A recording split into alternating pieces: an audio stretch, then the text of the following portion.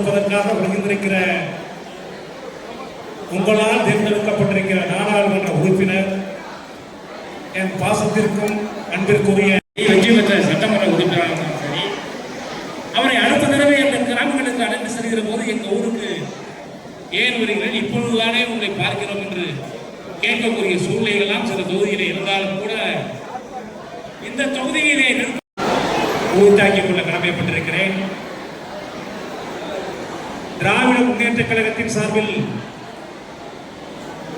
பணிகள் என்பது, தேர்தல் பணிகள் என்பது நம்மளுக்கெல்லாம் அரசியல் ஆசானாக திகழ்கின்ற மரியாதைக்குரிய அண்ணன் கே.ஆர். பெரியகருப்பன் அவர்களே, இங்கே வருகை தந்துள்ள நம்மளுடைய தொகுதி பொறுப்பாளர் அருமையான நல்ல சேதுபதி அவர்களே,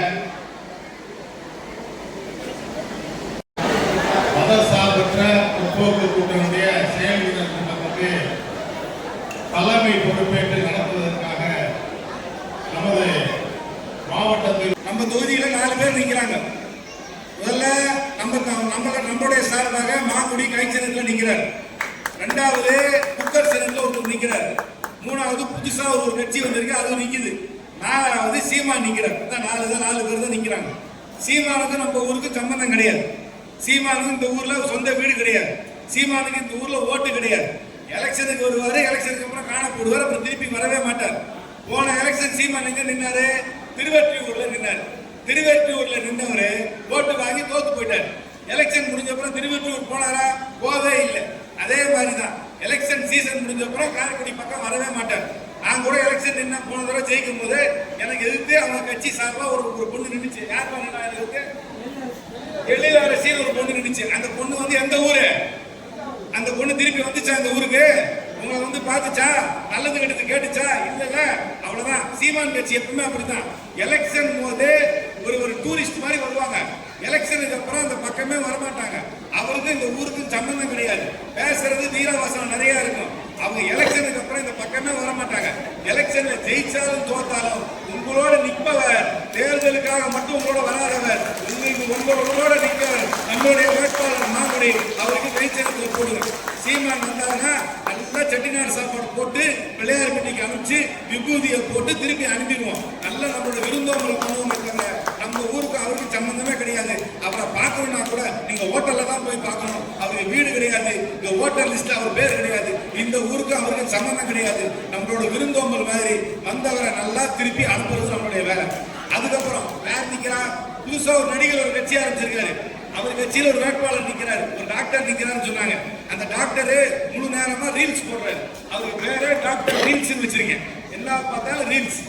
இதுக்கு வந்து அவர் வந்து ரீல்ஸ் போட்டே இருக்காரு. தம்பி, ரீல்ஸ் போட்டா என்ன பண்ணும்?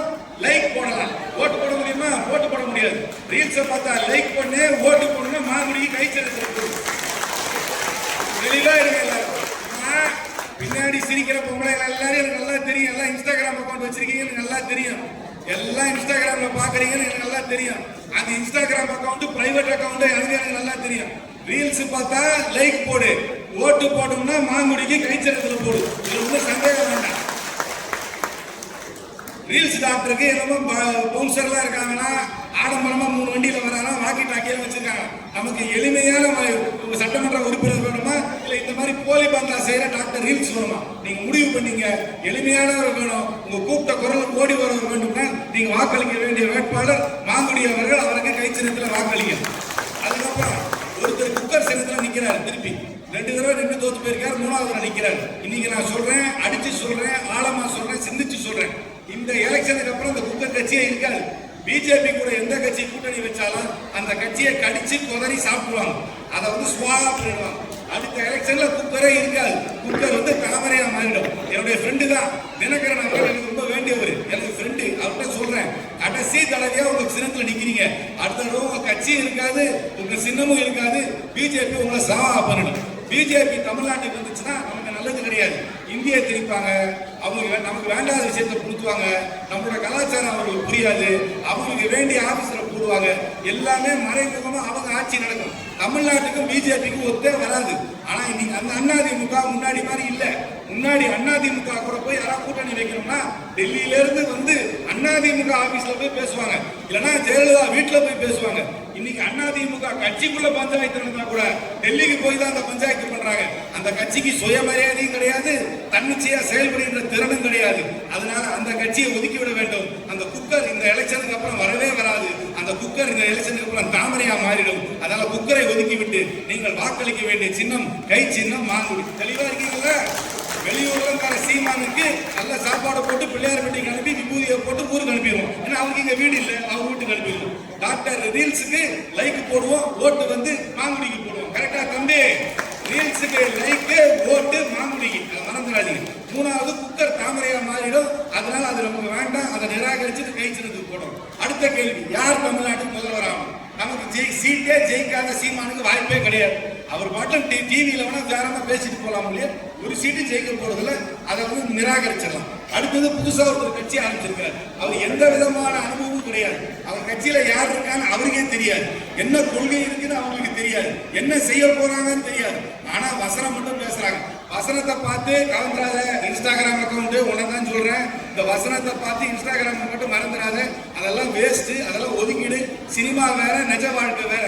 உங்க வீட்டிலேயே பொண்ணெல்லாம் இருந்தா சொல்றீங்கல்ல, அம்மா வாழ்க்கையை பத்தி நிஜ வாழ்க்கை வேற சினிமா வேறன்னு சொல்றோமா இல்லையா? சொல்றீங்களா இல்லையாம்மா? நிஜ வாழ்க்கைக்கு சினிமாவுக்கு வேறுபாடு இருக்குல்ல? அதே மாதிரிதான் அரசியல், நிஜ அரசியலுக்கும் சினிமாவுக்கு வேறுபாடு இருக்கு. சினிமாவை பொறுத்து கடைசி எல்லாம் பண்ணாதீங்க. அவங்க எல்லாம் வந்தாக்க நாட்டை ஆள முடியுமா? ஆபீசர்கிட்ட பேச முடியுமா? ஃபைல பார்க்க முடியுமா? வீட்டுக்கு விட்டு வெளியே வராதவங்க கோட்டைக்கா போறாங்க. வீட்டை விட்டு உங்க கட்சிக்காரனை பார்க்காதவங்க ஆபீசரை பார்க்கவா போறாங்க? ஃபைல படிக்கிறதுக்கு அவங்களுக்கு பொறுமை இருக்கா? இல்ல ஃபைல படிச்சதுல உள்வாங்கிக்கிறதுக்கு அவங்களுக்கு திறமை இருக்கான்னு சிந்திச்சு பாருங்க. அதனால அவர்களை நிராகரிக்க வேண்டும். மூணாவது, இது வரைக்கும் ஒரு விபரீத ரீதியாக சரித்திர பிழையால முதலமைச்சரானவர் எடப்பாடி பழனிசாமி. அவர் எலெக்ஷன்ல இருந்து ஜெயிச்செல்லாம் முதலமைச்சர் ஆகல. அப்புறம் எம்எல்ஏ ஊர்ல வச்சாரு ஒரு ரிசார்ட்ல. அதுக்கப்புறம் கீழே இருந்து மேல வந்து முதலமைச்சர் ஆனாரா தவிர அவர் தேர்தலில் இருந்து ஜெயிச்சு வரல. அதனால தேர்தலில் இருந்து மக்களை சந்தித்து ஜெயித்த ஒரே வேட்பாளர், இந்த முதலமைச்சர் வேட்பாளர் இந்த தேர்தலில் பார்த்தால் அது திரு மு.க. ஸ்டாலின் மட்டும்தான். உங்களுக்கு நலத்திட்டங்களெல்லாம் தொடர வேண்டும். தமிழ்நாட்டு உயர்ந்து நிற்க வேண்டும் என்றால் இந்த மத்தியில இருக்கும் பாஜக தமிழ்நாட்டில் மறைமுகம் வர வேண்டாம் என்பதால் தமிழ்நாட்டை நல்ல பாதையில கொண்டு போக வேண்டும் என்றால் நீங்க வாக்களிக்க வேண்டிய சின்னம் ஒரே சின்னம் தான். இந்த தொகுதியை பற்றி அது என்ன சின்னம்? கை சின்னம். ரீல்ஸ பார்த்தா லைக் போடு, ஓட்டு போட்டோம்னா டாக்டர் மாங்குடிக்கு போடு சொல்லி ஒரே ஒரு ஸ்லோகன் சொல்றேன், அதை உள்வாங்கிக்கிட்டு கரெக்டா எல்லாரும் சொல்லுங்க. I love Karaikudi, we want Mangudi. காரைக்குடிக்கு நான் காரைக்குடியை நேசிக்கிறேன், காரைக்குடிக்கு தேவை மாங்குடி என்பதை மனதிலே வைத்துக் கொண்டு நீங்கள் கைச்சின்னத்திலே வாக்களியுங்கள். மற்றது எல்லாத்தையும் புறக்கணிக்க வேண்டும் என்று கேட்டுக்கொண்டு கைச்சின்னத்திற்கு இந்த புதுவையிலிருந்து அமோக வெற்றியை தேடித்தர வேண்டும்.